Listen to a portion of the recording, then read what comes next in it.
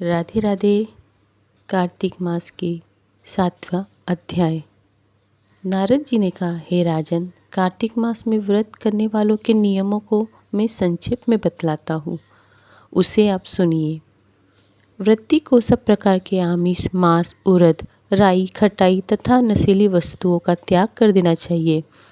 व्रती को दूसरे अन्न ग्रहण नहीं करना चाहिए, किसी से द्वेष नहीं करना चाहिए और तीर्थ के अतिरिक्त अन्य कोई यात्रा नहीं करनी चाहिए।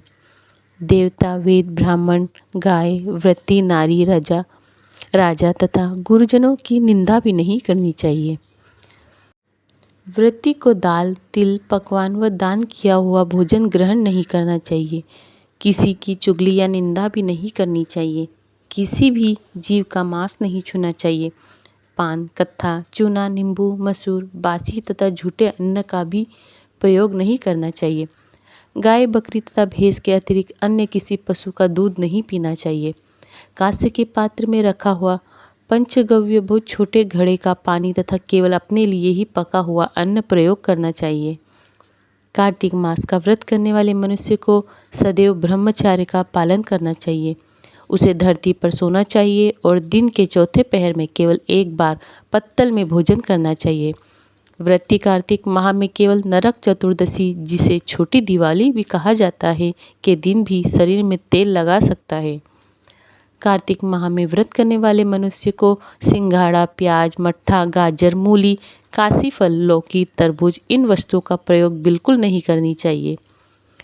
रजस्वला, चांडाल, पापी, मलेच्छ, पतित, व्रतहीन, ब्राह्मण, द्रोही और नास्तिकों से बातचीत नहीं करनी चाहिए। भगवान विष्णु को प्रसन्न करने के लिए अपनी शक्ति के अनुसार चांद्रायण आदि का व्रत करना चाहिए और उपयुक्त नियमों का पालन करना चाहिए। व्रती को पतिप्रदा को कुम्हड़ा और द्वितीया को कटहल, तृतीया को तरुणी स्त्री, चतुर्थी को मूली, पंचमी का बेल, षष्ठी को तरबूज, सप्तमी को आंवला, अष्टमी को नारियल, नवमी को मूली और दसवीं को लौकी, एकादशी को परवल, द्वादशी को बेर, त्रयोदशी को मट्ठा, चतुर्दशी को गाजर तथा पूर्णिमा को शाक का प्रयोग नहीं करना चाहिए। रविवार को आंवला का प्रयोग नहीं करना चाहिए। कार्तिक माह में व्रत करने वाला मनुष्य यदि इन शाकों में से किसी भी शाक का सेवन करना चाहे तो पहले ब्राह्मण को देखकर ग्रहण करे। यही विधान माघ माह के व्रत के लिए भी है। देवोत्थानी एकादशी में पहले कही गई विधि के अनुसार नित्य जागरण, गायन, वादन आदि करना चाहिए।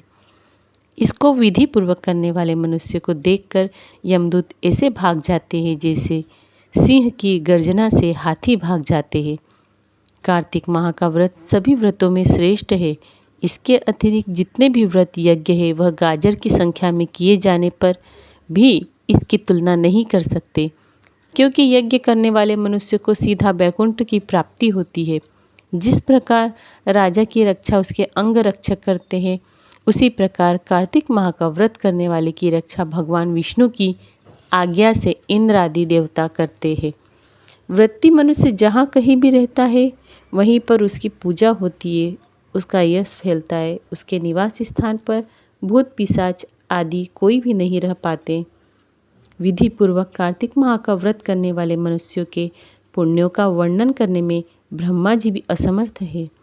यह व्रत सभी पापों को नष्ट करने वाला, पुत्र पौत्र प्रदान करने वाला और धन धान्य की वृद्धि करने वाला है।